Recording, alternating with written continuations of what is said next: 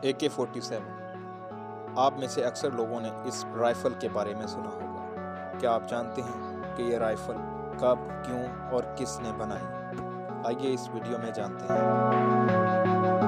मैं समझता हूँ कि इससे ज़्यादा फेमस राइफ़ल दुनिया तारीख में शायद ही कोई हो, लेकिन ये गन शायद रशियन के लिए एक अज़ाब से कम नहीं थी। इस राइफ़ल को बनाने वाले मिखाइल कलाशनिकोव हैं। वो ऐसी राइफ़ल बनाना चाहते थे कि जिस पर ठंड का कोई असर ना हो, क्योंकि साइबेरिया में जर्मन के खिलाफ जंग के वक्त सोवियत संघ के सोल्जर की बंदूक हमेशा जाम हो जाती थी। तो इसी के मद्देनज़र रखते हुए इस गन को डिज़ाइन किया गया। इस राइफ़ल का पूरा नाम AK-47 है।